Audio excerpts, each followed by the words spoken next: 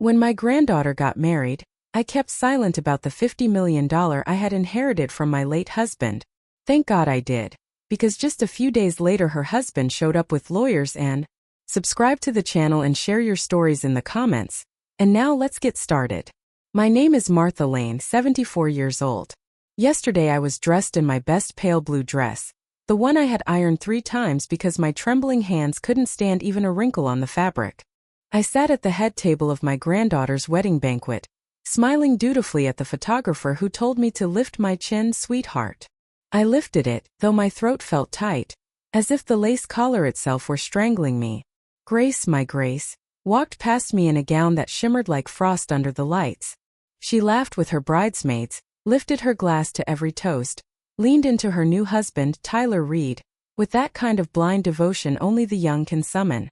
They looked untouchable in that moment, 2 radiant stars around whom everyone else circled. And I clapped for them. I smiled when people turned their cameras on me. I swallowed champagne that tasted bitter, though the label promised sweetness. I did what I have always done. Stayed silent, stayed supportive, stayed invisible. But this morning, sitting in the hallway of the Charleston Clinic, with its smell of disinfectant and its pale green linoleum floor polished to a false shine, my phone rang. The screen lit up, Grace. My heart lifted with the ridiculous joy of a woman who still believes her granddaughter might call just to say, "I love you." I pressed answer. Her voice came sharp, clipped, cold. "Grandma, tomorrow we're flying to Europe. I sold your beach cottage and your car. We needed the money. Don't worry. Bye." And then silence. The screen went dark. I stared at it as though the black glass might give me back her face, her laugh, her child self in pigtails who once ran across the sand shouting, "Grandma, look at me." But there was nothing.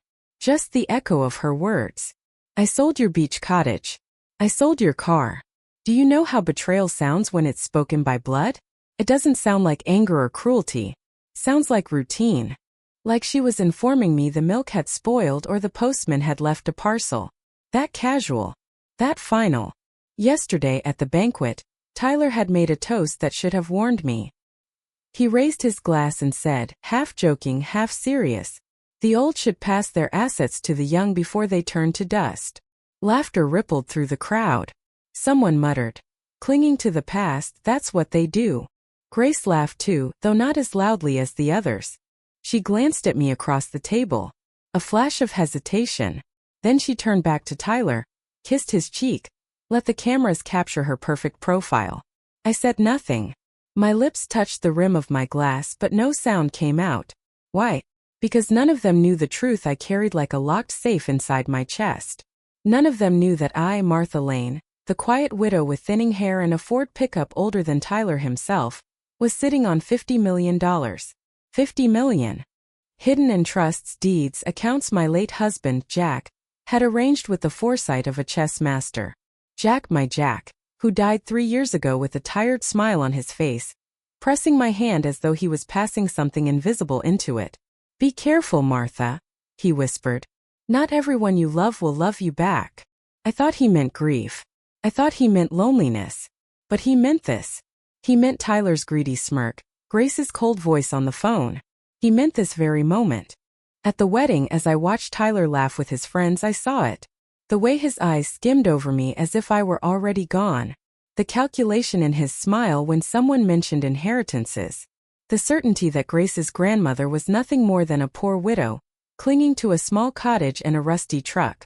They thought they had stripped me. They thought they were clever. But what they took, the cottage, the car, were crumbs. Just crumbs from a table they didn't even know existed. Because what none of them saw was the invisible empire Jack left me. Shares, properties, companies, trusts. 50 million in silent power. And last night, when Tyler joked about the old passing their assets to the young, when guests laughed and Grace kissed him as if he had said something charming instead of cruel, I understood that silence was my greatest shield. I have lived a life of silence. It is both my curse and my p*n. I was silent when I gave up my youth to care for Jack's parents instead of pursuing my own career. I was silent when Grace's mother, my own daughter, walked out on her child and left me to raise her. I was silent when neighbors whispered about poor Martha and her threadbare clothes, never knowing that I could have bought their houses twice over. Silence preserved me. Silence protected Jack's empire from greedy eyes. Silence kept Grace from growing up spoiled by wealth she didn't earn. But silence also made me invisible. And now my own granddaughter, my flesh, my legacy, had looked at that invisibility and mistaken it for weakness. The clinic hallway buzzed with fluorescent lights. A nurse passed me pushing a cart. Somewhere down the hall a patient coughed, long and wet. And I sat with my phone in my hand, the words circling like vultures. I sold your cottage. I sold your car. What she didn't say was more important. She didn't say with your permission. She didn't say for your benefit. She didn't even say thank you. She simply took. That is what betrayal is. Not always a knife in the back, but the slow, practiced habit of taking. Taking until there is nothing left. Until the giver collapses under the weight of their own generosity. Except this time they had taken from a well they didn't know was bottomless. I closed my phone and placed it carefully back in my purse. My pulse was steady though my chest ached. People imagine betrayal makes you shake, makes you weep, makes you rage. But at 74, betrayal feels like clarity. Like glass shattering so cleanly you finally see the whole picture. I thought of the beach cottage. Grace had played there as a child, building sandcastles, running barefoot into waves while Jack grilled fish on the porch. She used to call it Grandma's Castle. And now she had sold it, her castle, her memory, for plane tickets and Tyler's ambitions. I thought of the Ford pickup, the one Jack bought the year Grace was born. He used to sit her in the front seat, her little legs dangling, and drive slowly down the dirt roads. One day this truck will be yours, he told her once. She had clapped her hands in delight. And now she had sold it, erasing her own childhood with a signature. Yes, betrayal hurts. But it also teaches. And the lesson was simple. Grace was no longer the little girl who once held my hand on the beach. She was Tyler's wife now. And Tyler had been whispering into her ear long before that wedding toast. I pressed my back against the cold clinic wall and closed my eyes. I remembered Jack's hand in mine, his last words. Not everyone you love will love you back. He had been right. And as I opened my eyes to the sterile hallway, to the hum of fluorescent lights, I felt something inside me harden into resolve. They thought they had stripped me of my last possessions. They thought I was powerless. They thought they were flying to Europe on my sacrifice. But they had no idea. Because yesterday at that banquet, I kept silent when Tyler made his cruel little joke. I kept silent when Grace looked away from me. I kept silent as guests laughed about clinging to the past. I kept silent because I knew something they did not. The future they were trying to steal was built on foundations that belonged entirely to me. I am Martha Lane, widow, grandmother, invisible woman. And I am the silent owner of everything they think they control. 3 days before he died, Jack called me into the bedroom. His skin had already begun to look waxy, his breath shallow, but his eyes, God, his eyes, were as sharp as they had been the first day I met him. He motioned for me to sit. I thought he wanted water or one more hymn on the radio, something to comfort him in his final hours. Instead, he reached with trembling fingers toward the nightstand. From the drawer he pulled a sealed brown envelope. Thick, heavy, edges worn soft by being handled many times in secret. Martha, he whispered, pressing it into my palm. Put this in the bottom drawer. Open it only when you're ready. Not before. I didn't ask questions. Jack was never careless. His life had been a series of careful steps. Each decision weighed like a jeweler inspecting diamonds. He had built everything we had. The houses, the businesses, the accounts, brick by brick, always cautious, always watching the horizon. If he told me to wait, I would wait. So I tucked the envelope into the drawer beneath his shirts. I folded it beneath layers of fabric, as if his scent would guard it. And when he died 3 days later, I could not bring myself to touch it again. Grief is greedy, it consumes all your courage. For 3 years the envelope lay hidden, waiting, while I told myself I didn't need to know. But Grace's phone call changed that. When she told me she had sold my cottage and my car, when her voice cut me from her life with one cold syllable, bye, I went to that drawer. My hand shook as I pushed aside the shirts I had never been able to give away. His scent was long gone, replaced by cedar and dust, but for a moment I smelled him again. Jack, my protector, my planner, my stubborn old fox. The envelope was still there. I lifted it, feeling the weight of years inside. The seal cracked under my thumb. Inside were neat stacks of documents. Deeds, statements, contracts. A letter in Jack's precise handwriting. The script of a man who never wasted ink. "Martha," it began. "If you are reading this, then you've seen what I feared. Greed has a way of wearing familiar faces. I built Harbor Ridge LLC to protect us. Every asset, every share, every deed is in its hands and yours. You are the sole beneficiary, the sole signature that matters. Do not trust easily. Especially not Tyler's family. They have long hands and small hearts." I read the words twice, then a third time until my eyes blurred. Harbor Ridge. The name sounded ordinary, like a fishing company or a cheap motel. But as I flipped through the documents, I saw the truth. There were cottages scattered across the Carolinas and Florida.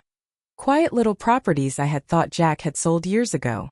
A small motel near Kissimmee, still operating under a manager's name, I vaguely recalled from our Christmas cards. Shares in 3 private firms, names that meant little to me but were listed with values that made my pulse quicken. And then the shock. The entire apartment complex where Grace and Tyler lived. Every brick, every stairwell, every blade of grass in the courtyard, was owned through Harbor Ridge. I stared at the deed. The neat legal description of land and property. The signature, Jack Lane. The transfer, Harbor Ridge LLC. And in every line, the clear declaration. I was the owner. It felt like standing in a room I thought I knew, only for a hidden door to open onto an entire wing of the house.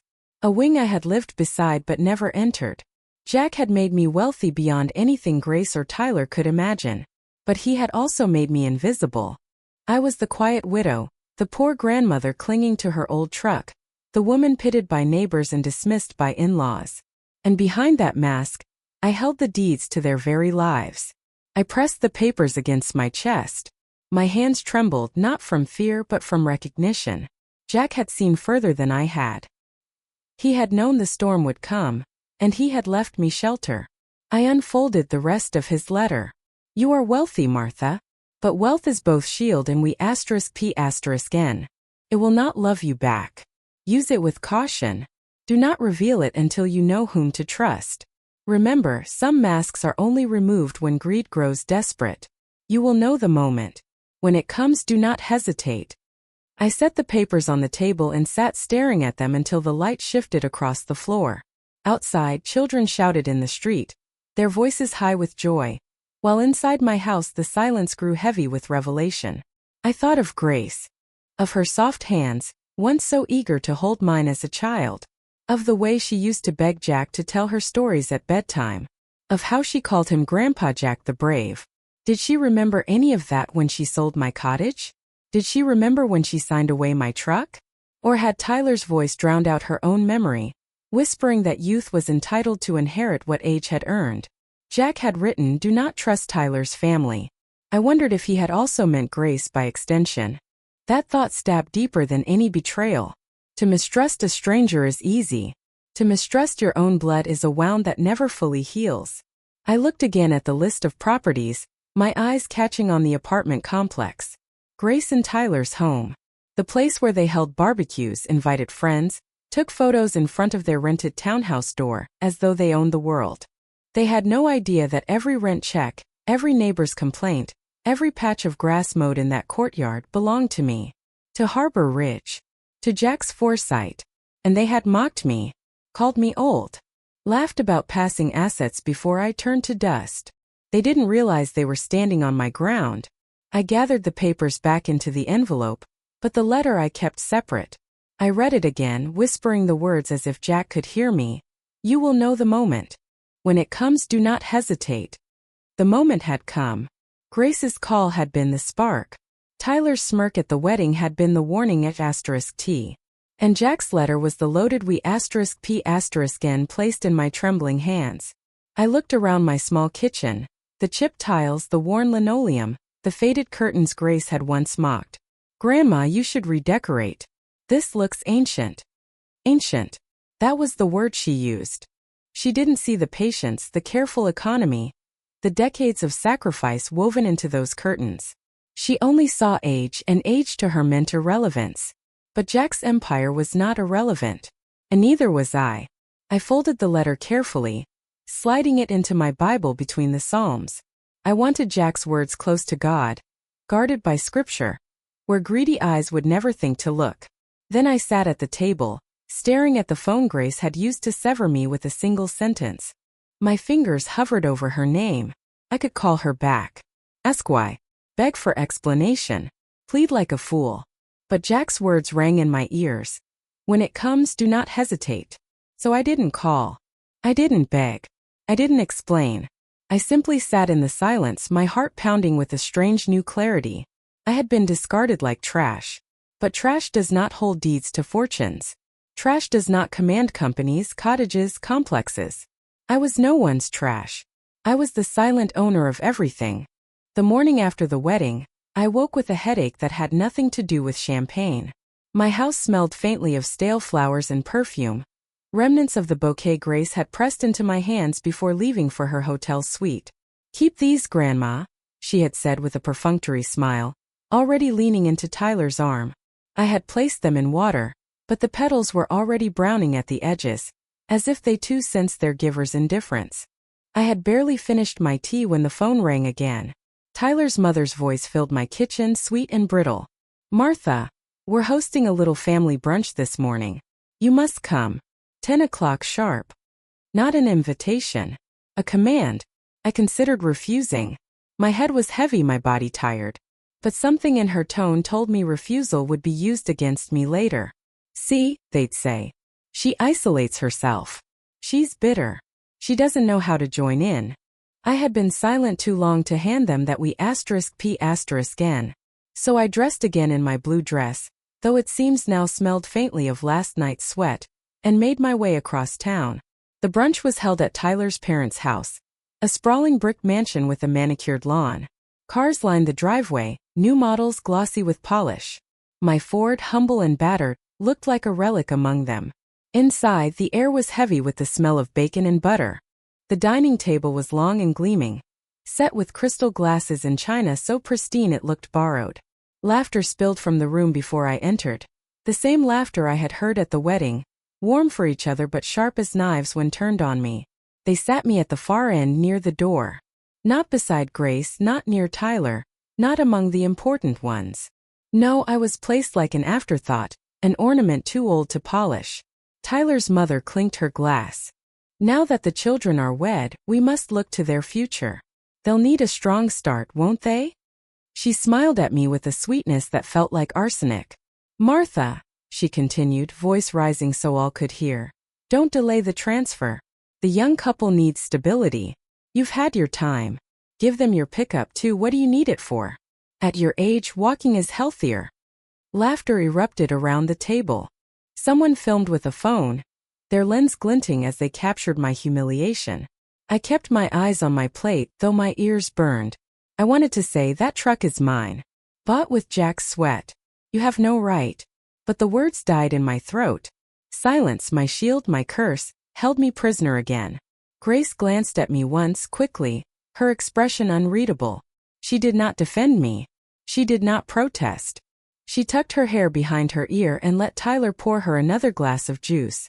When the plates were cleared, I slipped out quietly, murmuring excuses about needing rest. Outside, the air was sharp with autumn. My Ford sat in the driveway, but something caught my eye. A small white tag taped clumsily to the windshield. "Temporary plates, Tyler Reed." My heart lurched. They had already transferred it. Without asking, without permission, without shame. The audacity was almost elegant in its cruelty. I turned and there was Tyler, leaning against the porch post, hands in his pockets, smiling like a man who already owned the world. "So you won't have to bother with paperwork," he said smoothly. His grin widened when he saw me notice the plates. "We took care of it for you. Less hassle at your age." I stood there, clutching my purse so tightly my knuckles whitened. My silence was no longer shield but a cage. Around us, neighbors strolled past, glancing curiously at the scene. They would tell each other later, "Poor Martha. Her granddaughter's husband is already taking her car. Well, what does she need it for?" That was when I knew. This would not end with requests. It would not end with brunches or laughter at my expense. It would escalate, one demand after another, until silence was no longer protection but surrender. Jack had warned me. Jack had prepared me. And in that moment, staring at Tyler's smirk and the false plates on my truck, I felt the weight of the brown envelope in my drawer as if it were a wee *p*n resting against my ribs. They thought I was powerless. They thought I was finished. But Jack had left me a map out of this trap, and I would follow it step by careful step. As I drove home, still in my own truck, though Tyler's plates clung like parasites, I felt the bitterness melt into something colder, sharper. Humiliation is a strange gift. It strips you, yes, but in that stripping you see yourself clearly. I saw myself then not as the poor widow they mocked, not as the weak grandmother they dismissed, but as the silent heir to an empire they did not even know existed. Let them laugh. Let them film. Let them think me broken. Weakness makes the best disguise for power. And in my silence I was planning. When I woke the next morning, the world felt heavier, as though Tyler's smirk had pressed itself into the very air. I brewed coffee, the bitter steam curling up like a warning. The kitchen table was cluttered with unopened mail, grocery lists, and the vase of wilted wedding flowers. I moved the flowers aside and laid Jack's envelope flat on the wood. I touched the edges like a talisman, whispering his name under my breath. Jack. The brunch humiliation still burned in me. Tyler's mother, her sing-song cruelty. Tyler's voice dripping with mockery. Grace's silence, the worst cut of all. And the tag on my Ford, temporary plates, Tyler Reed. They believed they had already won. They believed an old woman would cave quietly. They didn't know Jack had left me *p*n*s disguised as paper. By noon, I called the number written at the bottom of one of Jack's documents. Mr. Henry Carter, attorney. He had been Jack's man for decades, the one who never laughed loudly at family gatherings, who stayed in the corner sipping black coffee and watching everything. When his secretary put me through, I barely managed to keep my voice steady. Mr. Carter, this is Martha Lane, Jack's widow. There was a pause, then a slow, careful tone. Mrs. Lane. I wondered when you might call. We set a meeting for 3 o'clock. The law office was on Meeting Street in Charleston, a red brick building older than my marriage. I walked up the narrow steps, my purse heavy at my side, my shoes scuffing against the worn stone. Inside, the air smelled faintly of paper and polished wood. Mr. Carter stood as I entered. He was a tall, angular man with gray hair combed back so precisely it looked carved. His eyes were pale blue, sharp as glass. He didn't waste time on condolences or pleasantries. You opened Jack's envelope, he said, gesturing for me to sit. I nodded. Grace and her husband, they've started taking things. My cottage. My truck. They think, I faltered. They think I'm weak. He listened without interruption, his long fingers steepled together. When I finished, he opened a file on his desk, one already marked Lane Harbor Ridge LLC. Mrs. Lane, he said, every document is valid. Harbor Ridge was structured so ownership is clear and absolute. You are the sole beneficiary. No transfer is legal without your signature. Any sale Grace attempted is void. I felt my breath release slowly, like a valve opening after years of pressure. Void? I repeated, barely believing. Void, he confirmed. We can reclaim the beach house immediately. The truck title is yours alone. Temporary plates mean nothing. And the apartment complex management can be shifted back under your direction at once. If you wish, I can do this quietly, without announcing who sits at the top of Harbor Ridge. Quietly, I said quickly.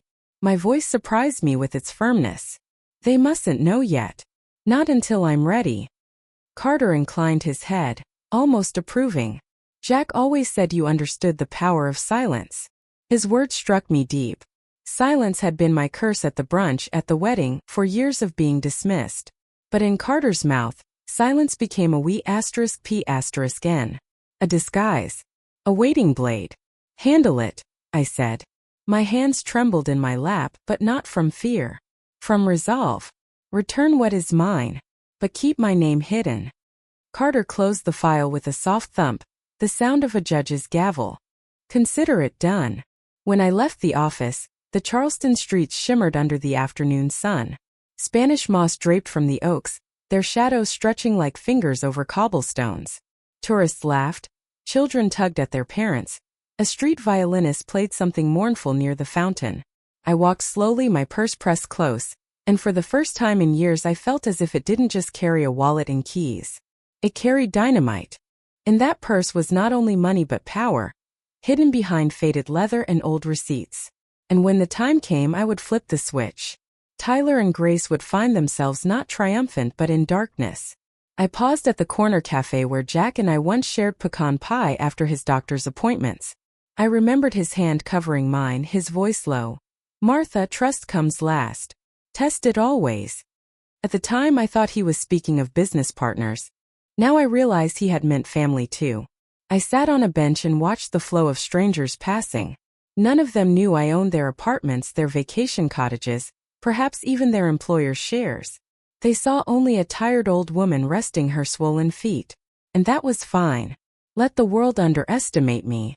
Let Grace believe she had sold my last treasure. Let Tyler think he had already stripped me bare. Weakness makes the best disguise for power.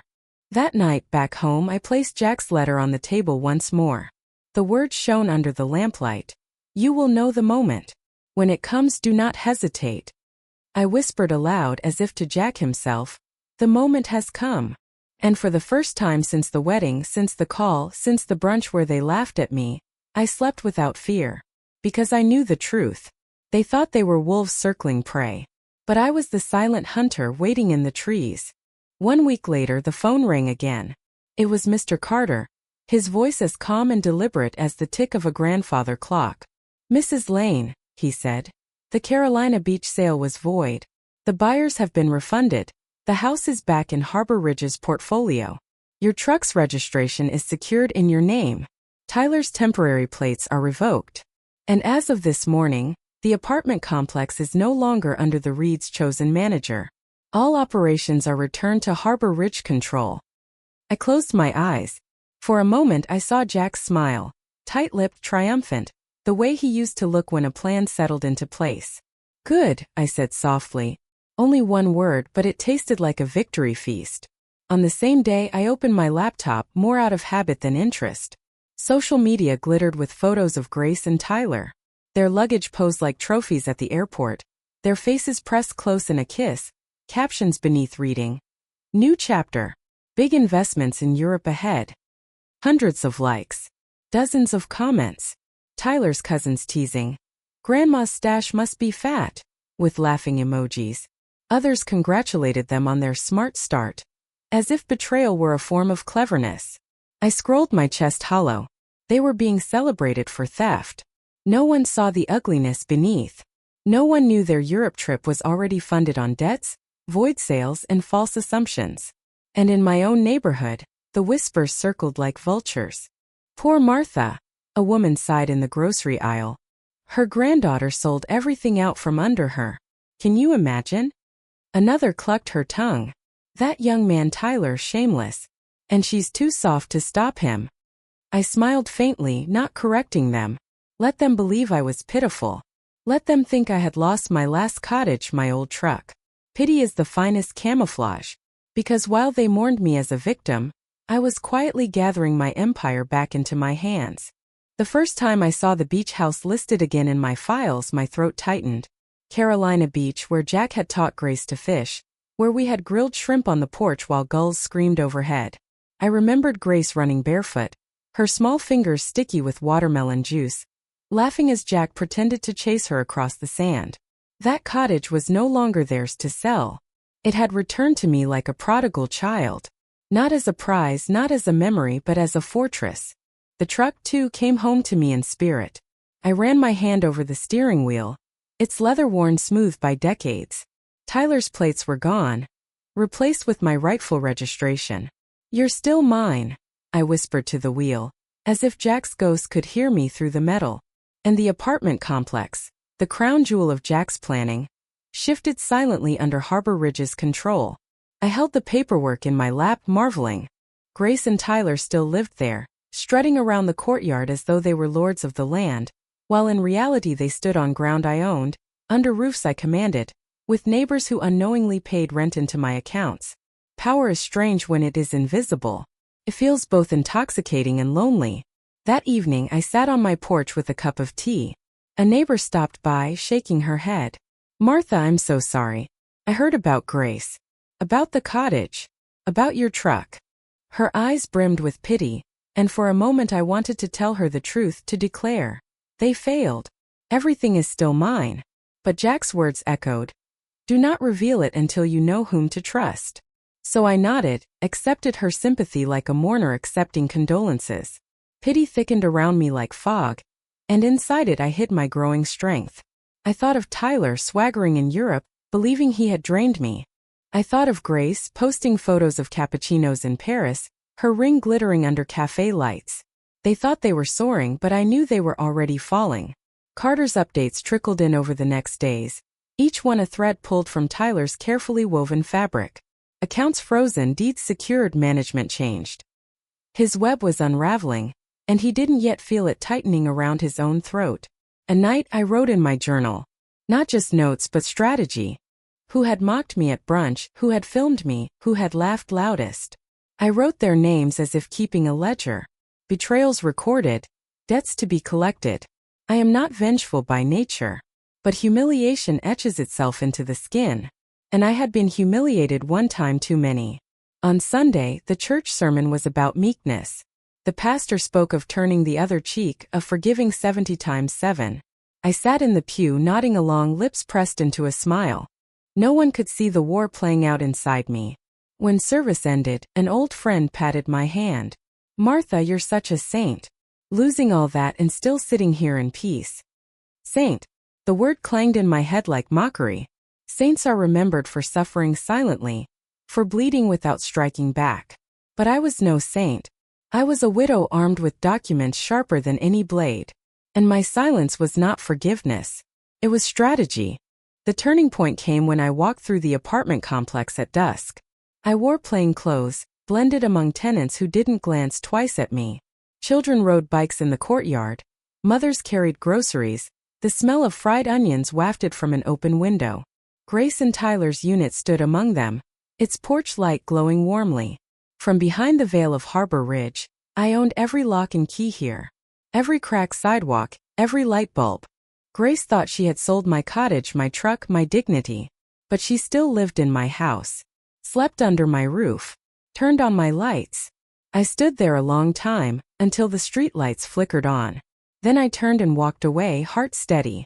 Back at home, I looked again at Jack's letter. His words glowed under lamplight. Weakness makes the best disguise for power. I had thought myself powerless at that brunch, mocked and dismissed. Now I understood. That humiliation had been my mask. My disguise. The more they pitted me, the less they suspected what I carried. I sipped my tea and whispered aloud. Let them laugh, Jack. Let them think me frail. The reckoning is coming. It was a Thursday afternoon, the air heavy with humidity, the kind that clings to your skin and makes even breathing feel like labor.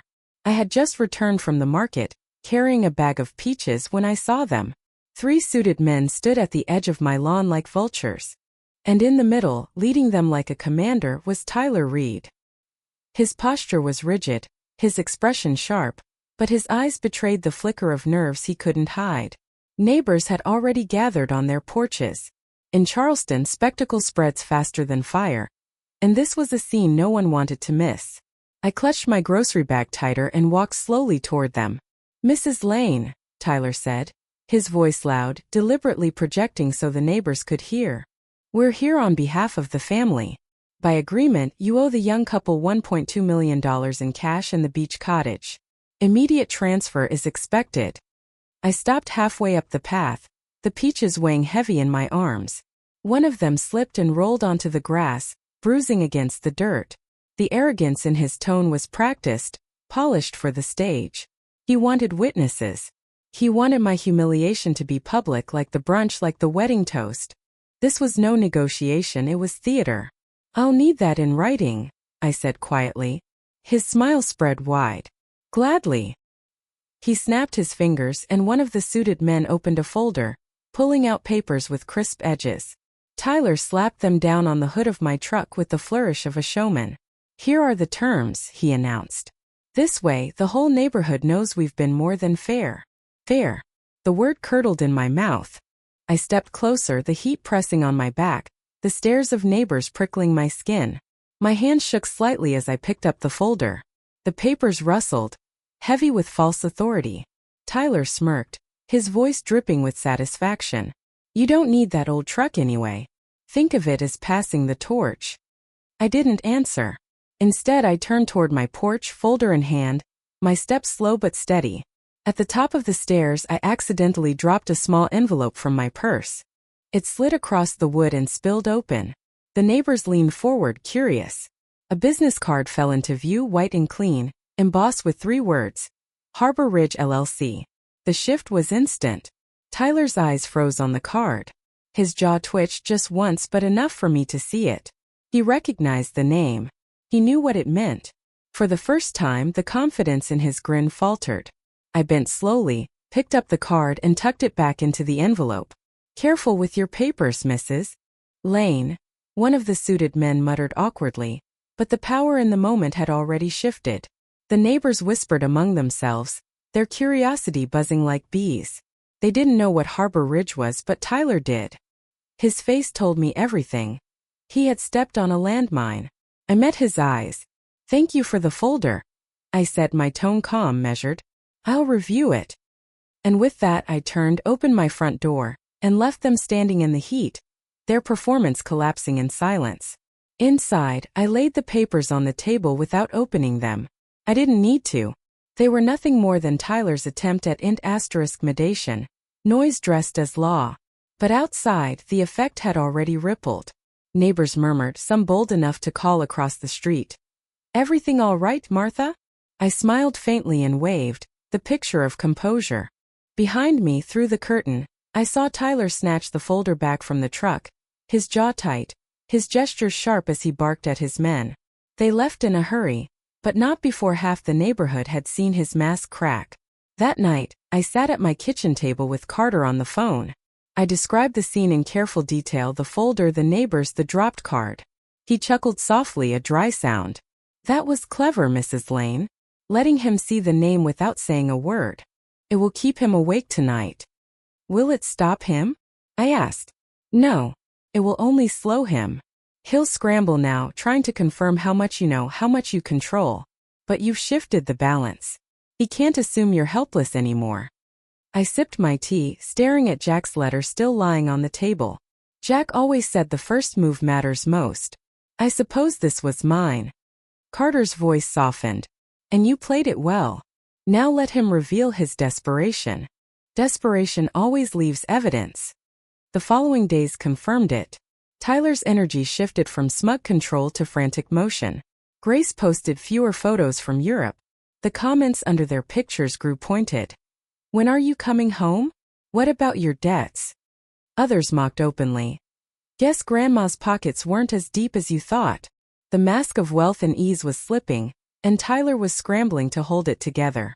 Meanwhile, I walked the neighborhood with steady steps. People whispered, pitted, speculated, but none suspected the truth. In their eyes, I was still the victim, the discarded grandmother. Only Tyler knew he had knocked on a door that opened onto a vault. One evening, as I locked up the house, I paused on the porch. The cicadas sang in the trees, and the air smelled faintly of honey's asteriskal. Across the street, lights flickered in windows where families gathered for dinner. I imagined them talking, poor Martha.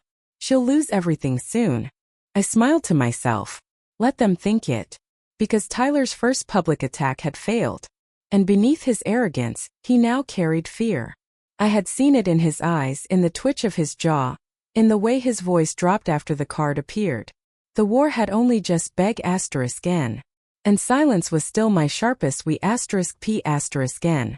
The morning after Tyler's failed spectacle, I woke before dawn. The house was silent, the kind of silence that presses into your skin until you can almost hear your own pulse. I brewed coffee and sat at the table, Jack's letter before me, the lamplight turning his ink into fire. When the moment comes, do not hesitate. The moment had come. By noon, Harbor Ridge had made its first move. Carter's office sent a formal notice to Grace and Tyler's apartment.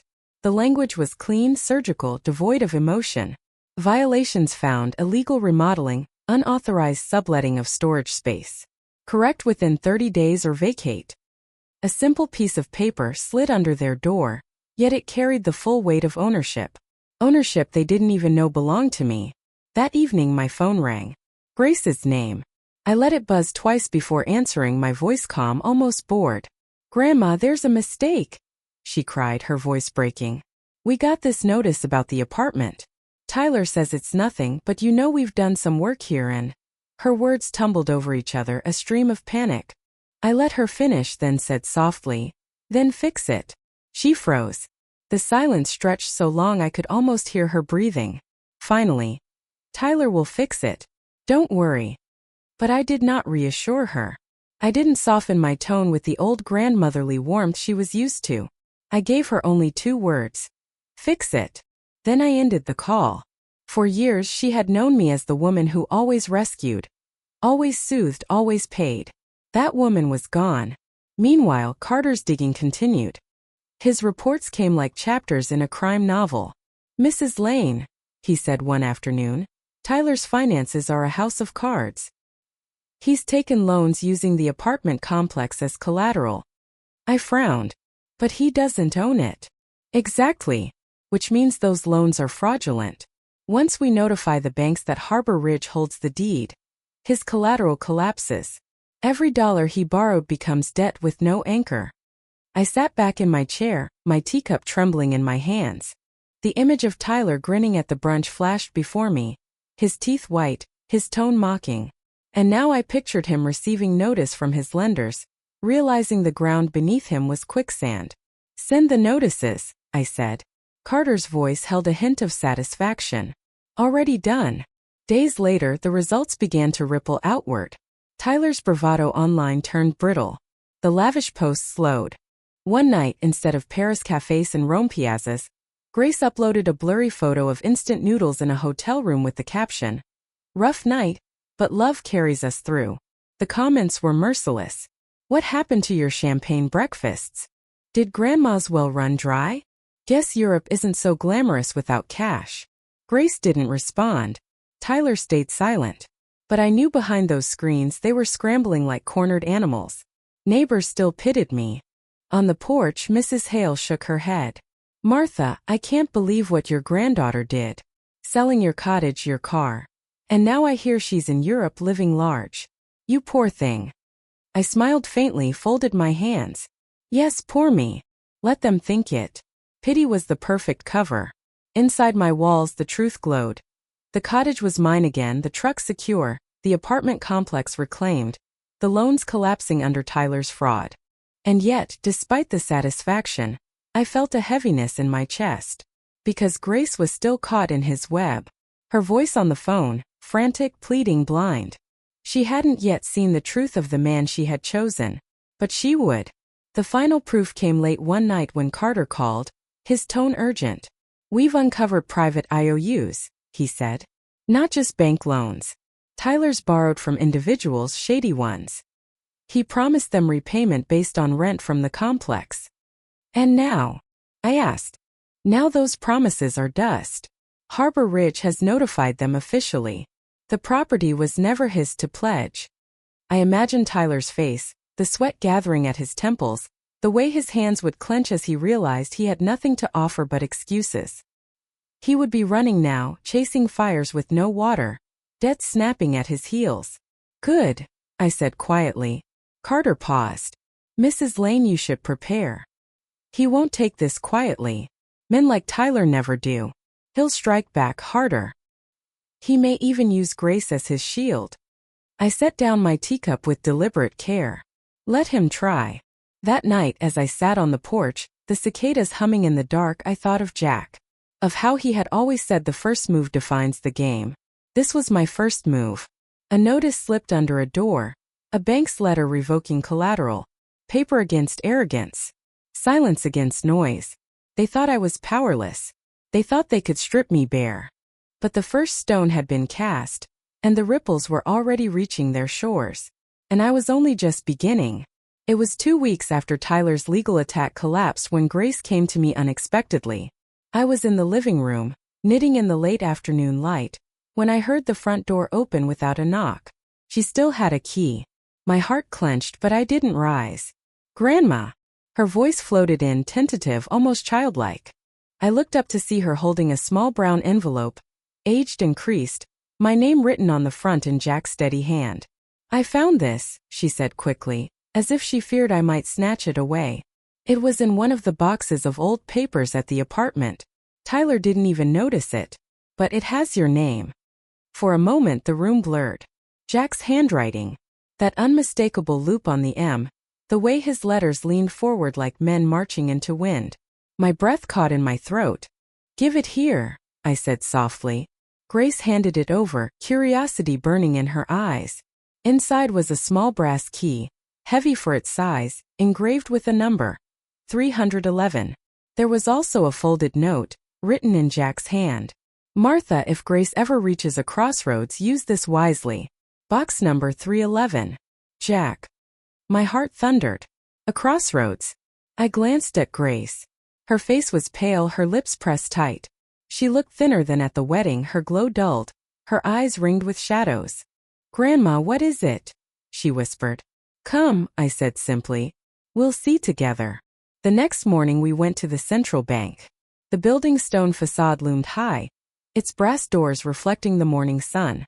Grace clutched her purse like a lifeline, her steps quick and nervous. At the counter, I presented the key and Jack's note. The clerk examined both with polite detachment, then led us to the vault. The door swung open with a deep metallic groan, and we walked into the hushed chamber of safety deposit boxes. The air smelled faintly of dust and old secrets. Box 311 slid out with a scrape of metal.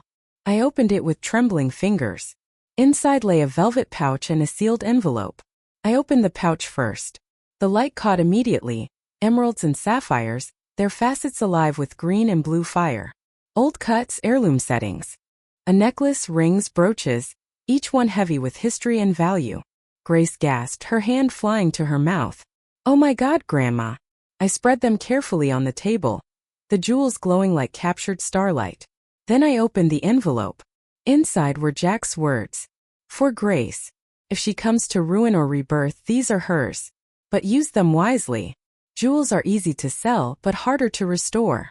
They carry memory, not just money. I looked up. Grace's eyes were wide, her breath quick. Her hands hovered above the jewels as though she wanted to seize them but was afraid to touch. Grandma, she whispered, we can sell these. We can pay off Tyler's debts. We can fix everything. Her voice rose with hope, trembling with desperation. For a moment I saw her as a child again. Eyes alight when Jack handed her a seashell and told her it was a treasure from the deep. But this was no child's delight. This was the hunger of a drowning woman reaching for driftwood. I placed my hand gently over hers, stopping her from grabbing. Grace, listen to me. She looked at me startled. These jewels are not a rescue rope for Tyler. They are a mirror for you. If you sell them, you must decide why. For survival or for his folly. Her lips parted, but she had no answer. That evening, back at my kitchen table, the jewels lay before us, glowing softly in the lamplight. Grace stared at them as though they might leap into her hands. Grandma, you don't understand, she said at last, her voice taut. Tyler just needs a chance. He's been unlucky. These will give us breathing room. I sipped my tea silent. Her words poured faster, desperate. He's trying, really he is. The banks are pressing him, the loans are strangling us. With this money he can fix everything. He just needs time. Her eyes searched mine, begging for agreement. But I saw it clearly. She was still behind his wall.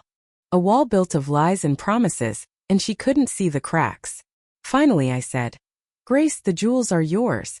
They were meant for you. But remember, what you do with them reveals who you are. Not who Tyler is. Who you are. She swallowed, her face flushing. She gathered the jewels quickly, as if afraid I might change my mind, and pressed them into her purse. Thank you, Grandma, she whispered, though the gratitude was thin, fragile. Within days she had sold most of them.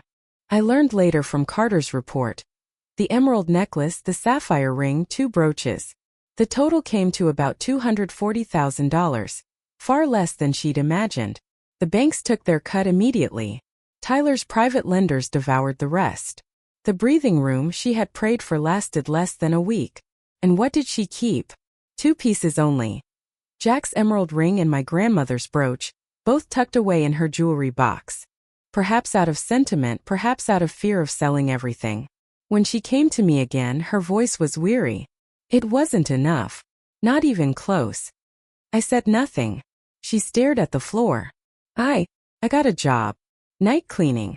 Just for now. Until things get better.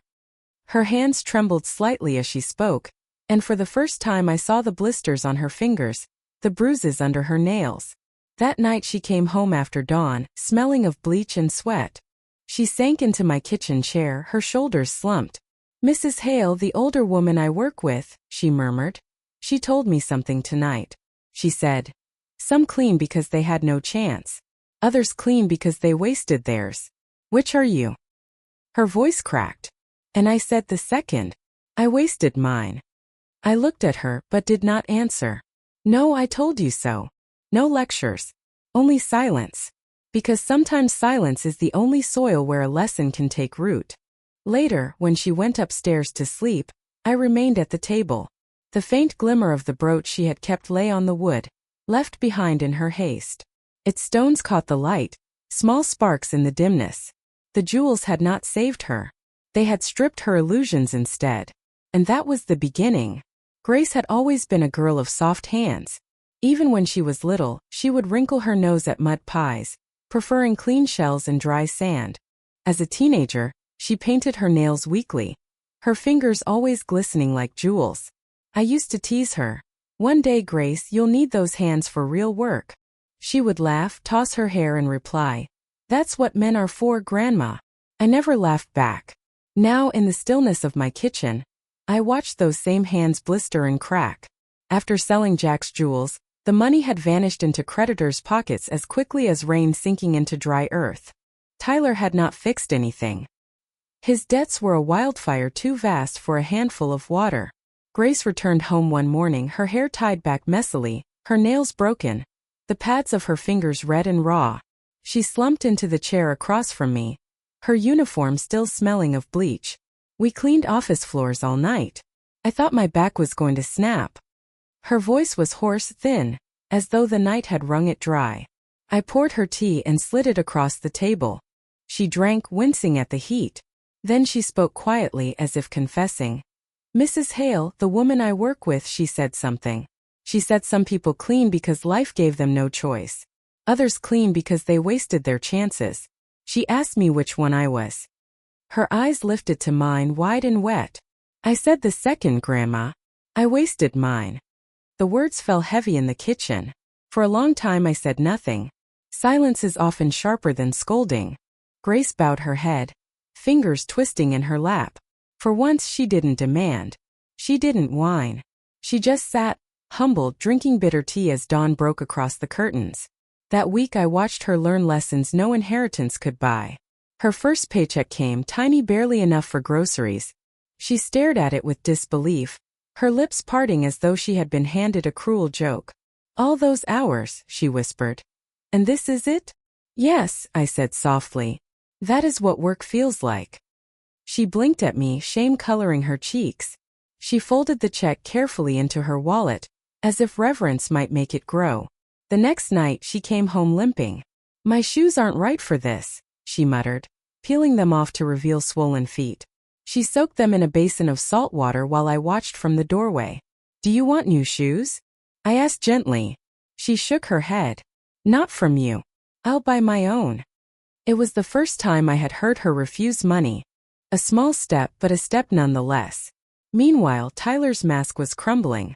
His phone calls grew frantic, his voice rising in sharp bursts behind the closed door of their apartment.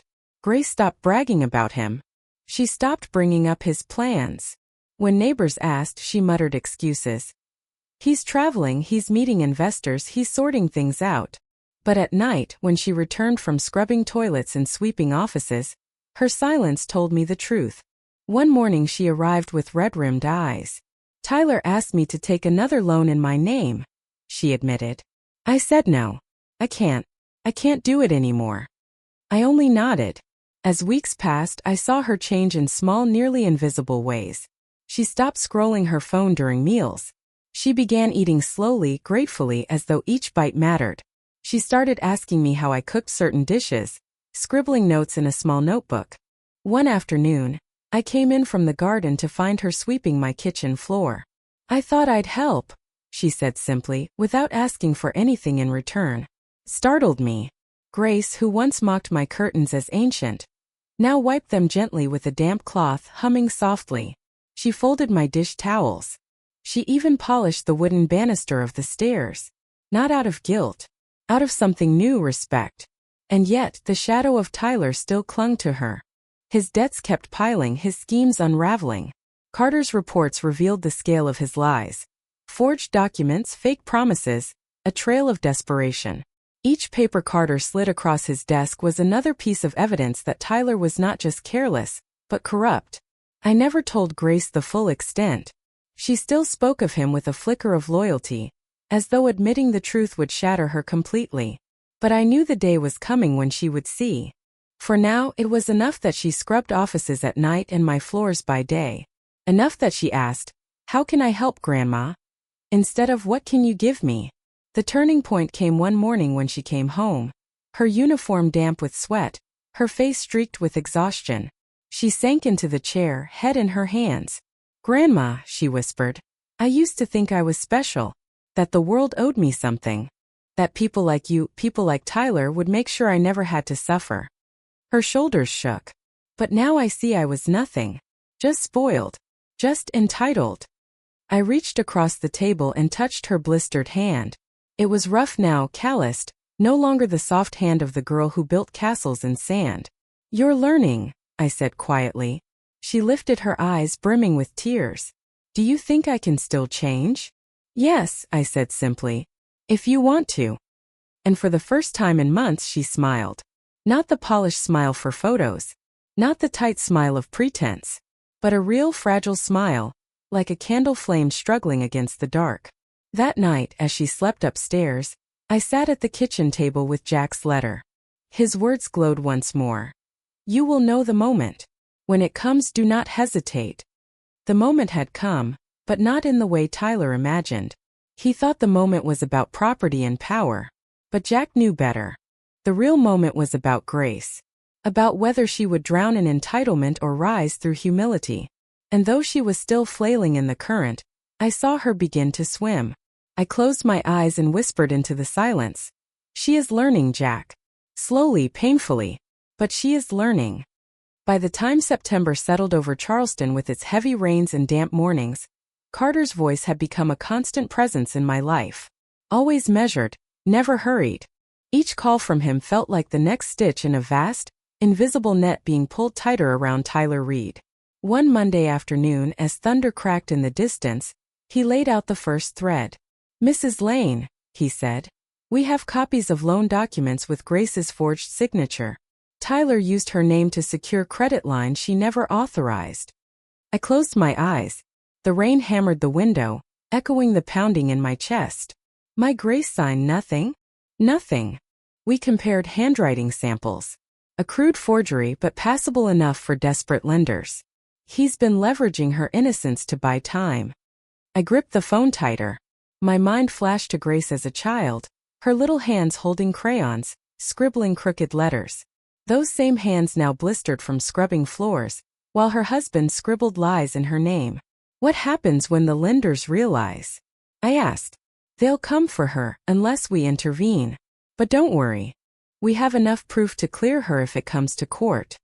His words brought no comfort. Proof is clean on paper, but in the heart it is still filth. The next week, Carter sent me an envelope thick with printed pages. I opened it at my kitchen table while Grace was upstairs, sleeping after another night shift. Inside were screenshot *TS of Tyler's messages, seized from an associate who had quietly flipped to our side. I read them one by one, my stomach tightening with each line. "The old lady doesn't even know what she's worth. I'll drain her dry before she's in the ground. Grace is soft. Easy to bend. She'll sign anything if I talk sweet. Europe's just a front. The real money's in the visa scheme. Once we pull it off, she won't need her grandma anymore." Visa scheme. My breath caught. I read further, pages of emails, contracts. Tyler had been arranging fake employment letters and forged visas, promising desperate clients a way into Europe for cash. Fraud dressed up as opportunity. I pressed the papers flat, my hands trembling. Jack's words thundered in my mind. Do not trust Tyler's family. They have long hands and small hearts. How right he had been. Grace still clung to denial. She still whispered about Tyler's bad luck. Still insisted he would turn it around. But her eyes were changing. The arrogance had cracked like thin glass. One evening after her shift, she sat across from me at the kitchen table, rubbing her blistered hands. "Grandma," she said softly, "I've started to understand. When I used to throw away food or spend money without thinking, I thought it was normal. Now, after a night of cleaning, I count every dollar. I save leftovers. I even thank God for plain bread." Her voice broke. Why didn't I see it before? I wanted to tell her that blindness is chosen, that entitlement is a comfortable fog. But I only reached for her hand and squeezed it gently, because she was learning now. And sometimes pain is the only teacher. Meanwhile, Carter and I laid our trap carefully. He filed motions to detach Grace legally from Tyler's debts, citing fraud and coercion. He drafted affidavits, collected witness statements, gathered experts. I covered my calls with excuses. To Grace, I said I was chatting with old friends or arranging church donations. She never suspected that behind my quiet afternoons, I was weaving her freedom thread by thread. The nights were hardest. I would sit awake staring at the papers on my table. Tyler's forgeries. His messages bragging about draining me. The sham contracts with European notaries. Proof upon proof, each sheet a dagger. I wanted to march into Grace's room, shake her awake, force her to see. But Jack's letter held me back. Do not reveal it until you know whom to trust. If I handed her the truth too soon, she would hand it right back to Tyler. The lesson had to take root first. And roots grow best in darkness. Autumn deepened. Grace grew quieter. The frantic entitlement had drained out of her voice, replaced with something harder, something humbler. She began bringing home small things, a bag of rice she bought herself, a dish towel she folded neatly beside mine. One morning, she looked at me across the kitchen table and said, "Grandma, I used to think love meant comfort, that people proved love by giving, by making my life easy. But now I think real love is when someone teaches you how to stand on your own." Her eyes brimmed with tears. "And you're teaching me, aren't you?" I swallowed hard. "Yes, Grace, I am." Weeks later, Carter called again, his tone sharper now. "We've netted it all, Mrs. Lane. Enough to sink Tyler completely. Forged loans, fraudulent contracts, even his associates turning against him. The case is ironclad." I asked quietly, "And Grace? She can be cleared entirely.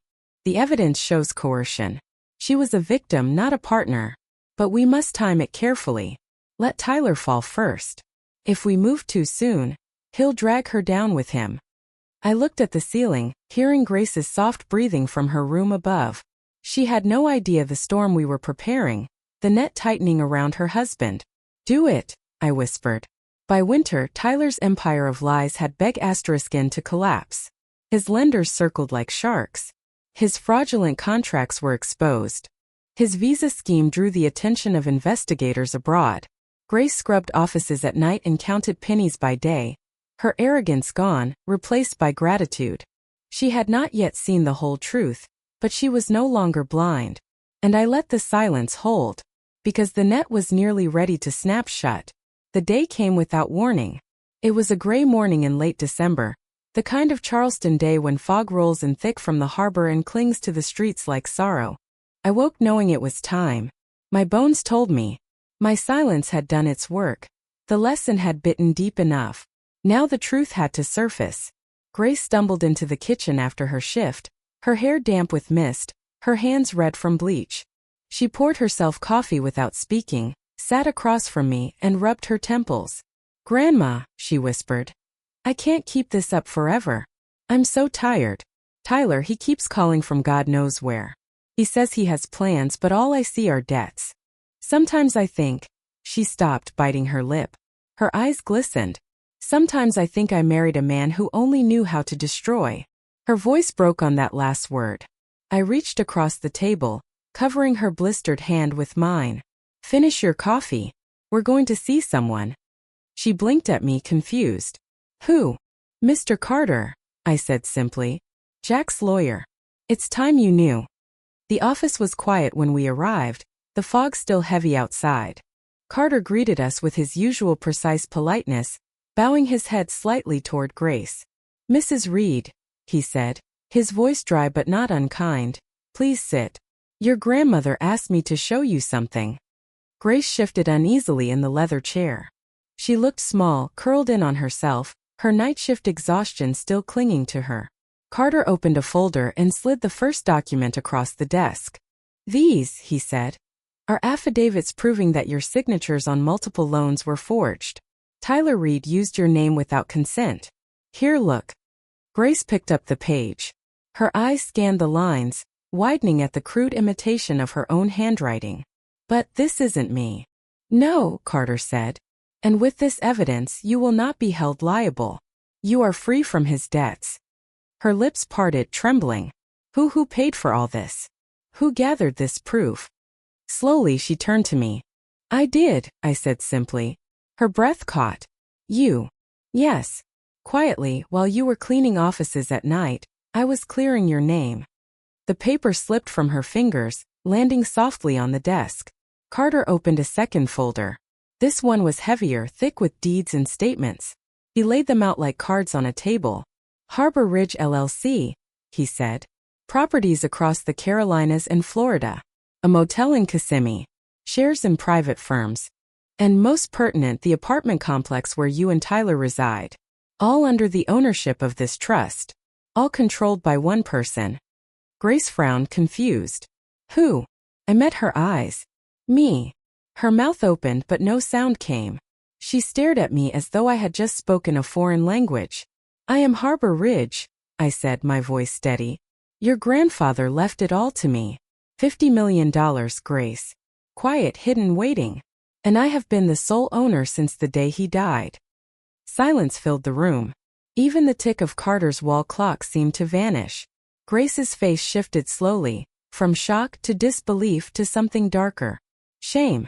You knew, she whispered. You knew. And you let me drown? I swallowed hard. Yes. Her voice rose, trembling. You could have stopped it. You could have paid Tyler's debts, saved me from all this. I leaned forward, my words sharp. And what would you have learned then? That every mistake can be erased with someone else's money? That you can betray and demand and still be rescued? No, Grace. Money heals bills, not character. Her lips trembled. Tears slid down her cheeks, but they were not the shallow tears of entitlement. They were heavier, born of comprehension. I thought. Her voice cracked. I thought you were powerless. I thought you were just a poor old woman clinging to her truck, her cottage. Pitied you.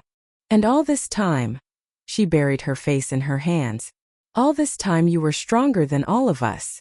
I placed Jack's letter gently on the desk, sliding it toward her. She lifted it with shaking fingers, reading his words. Grace may reach a crossroads. So show her. Use this wisely. Her sob caught in her throat. She whispered, I'm at the crossroads, aren't I? Yes, I said. You are. We left Carter's office in silence. The fog still hung over the streets, the air cold and damp. Grace walked beside me, her head bowed, her hands clenched. Halfway to the car, she stopped abruptly. Grandma, she said, her voice breaking. I don't deserve you. After everything I did, the cottage, the car, the brunch, the way I laughed at Tyler's jokes about you. After all that, you still fought for me. Why? I looked at her, really looked.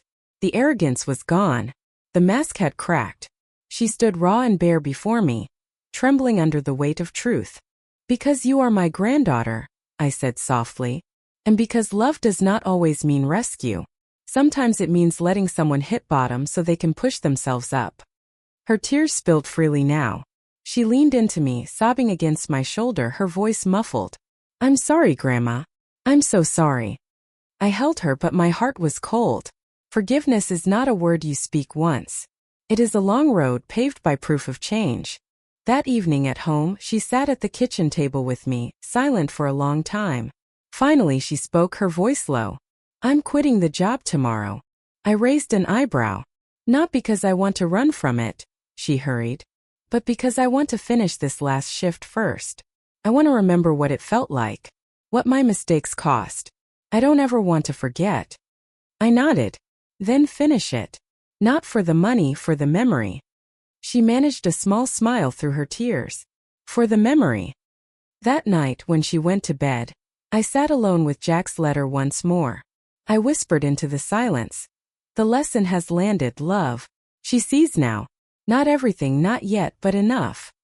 Outside, the fog lifted slowly from the streets, revealing the city lights beneath. And for the first time in years, I felt a strange peace settle over me. The net had tightened, the truth had been revealed, and the crossroads lay behind us. Grace had finally looked into the mirror of her choices and recognized herself. Winter broke slowly in Charleston. The fog thinned, the nights grew colder, and I found myself sitting more often on the porch where Jack once smoked his pipe, watching the tide crawl in and out like a weary soldier. By then, the worst of the storm had passed. Grace was changed. Not perfect, not fully healed, but different. Her entitlement stripped away like old paint, leaving something raw and real beneath. One morning, Carter arrived with news that carried both relief and grim satisfaction. He sat across from me at the kitchen table, his glasses low on his nose, his papers spread like battle maps. "Mrs. Lane," he said, "Tyler Reed has been arrested abroad. Visa fraud. Forged documents, false contracts, laundering money through sham businesses. He'll be facing multiple charges. Extradition is already being discussed." I listened without surprise. Jack would have smiled to hear it. The net had finally snapped. "What about Grace?" I asked. "She's clear," Carter replied firmly. "Your signatures, the forged loans, the sham contracts, all of it has been traced back to him. The affidavits and evidence you gathered ensured she was treated as a victim, not an accomplice. Legally, she's free." Free. The word echoed in my chest, though I knew freedom is never free. Grace had paid dearly. Not with money, but with her pride, her illusions, her innocence. Life moved differently after that. Grace kept her job for a while, though she no longer needed the paycheck. She said it was for her memory, a scar she chose to keep visible. When she scrubbed offices at night, she carried with her the reminder that mistakes have weight, that choices cut deeper than any bill. But she also began to look forward. One evening she brought brochures from the college. "Social work," she said shyly, sliding them across the table. "I want to help women like me. Women who trusted the wrong man, who lost themselves. Maybe I can make something good out of all this." I studied her face. It wasn't the glowing, arrogant girl from the wedding. It was a tired but determined young woman, eyes sharpened by suffering. "You should do it," I told her. Her lips curved into a small smile. "I think I will." As for me, I turned back to the beach house. Carter had restored it quietly into Harbor Ridge's name, and now the keys sat heavy in my hand once more. The first time I drove there again, the ocean roared like a welcome. The cottage stood firm, weathered but unbroken, its porch still smelling faintly of salt and pine. Grace walked beside me through its rooms, her hand trailing over the walls. "It feels different now," she whispered. "Like it's not just a house. Like it's waiting for something." She was right. The cottage had always been more than wood and stone. It had been a sanctuary for Jack and me, a playground for Grace as a child. Now it could be reborn. Together we decided. It would become a shelter. A place for women leaving broken marriages, women carrying bruises on their skin and scars in their hearts. A refuge where silence wasn't punishment but peace. Carter arranged the paperwork. I walked through the empty rooms, imagining bunk beds, clean sheets, pots of soup simmering on the stove. For the first time since Jack's death, I felt I was building something new instead of merely defending what was old. Meanwhile, the neighborhood whispered. Word had spread, as it always does. The poor widow, everyone thought, had been fleeced by her greedy granddaughter and son-in-law. But then whispers shifted. Rumors of Tyler's arrest traveled back across the ocean. And soon people began to suspect that old Martha had not been as helpless as she appeared. "Did you hear?" One neighbor murmured on the sidewalk. "She still has her beach house."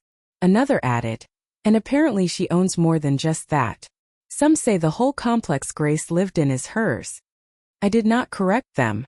I let the mystery stand. Pity had served its purpose.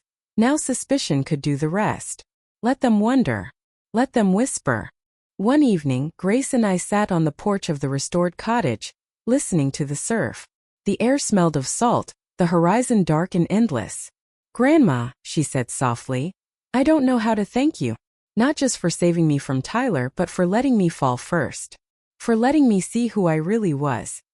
I looked at her, at the way the wind tangled her hair, at the earnestness in her eyes.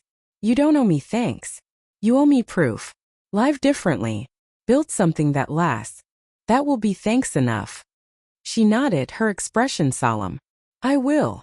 As the waves crashed, I thought of Jack. His careful hand signing those documents, his foresight creating Harbor Ridge, his last words echoing in my mind. Not everyone you love will love you back. He had been right. But he had also been wrong. Because Grace, after all the betrayal, all the blindness, had finally chosen love. Not the easy love of taking, but the hard love of rebuilding. I whispered into the night. "We did it, Jack. We helped her. And we'll help others too." The ocean answered in its endless voice, steady and strong. Tyler's lawyers now spoke to prosecutors, not to me. His name was smeared across reports, his schemes laid bare. I no longer wasted thought on him. Men like Tyler burn bright and fast, leaving only ash. Grace and I looked forward instead. The cottage would shelter women who needed refuge. Grace would study, work, and rebuild herself through service. And I would live my remaining years not as the pitted widow, but as the quiet guardian of Jack's legacy. $50 million was not the story. It never was. The story was survival. The story was that silence, properly wielded, is sharper than any blade. The story was that betrayal does not have the final word. On a late spring evening, as the sun melted into the sea, Grace and I sat again on the porch. She leaned against the railing, her notebook in her hands, scribbling plans for the shelter. I watched her, and for the first time in years, I allowed myself to smile without bitterness. She caught me staring. "What is it, Grandma?" "Nothing," I said. "Just this time, Grace, it isn't for show. It's for life." Her eyes softened. She nodded. And together in the quiet after chaos we listened to the sea.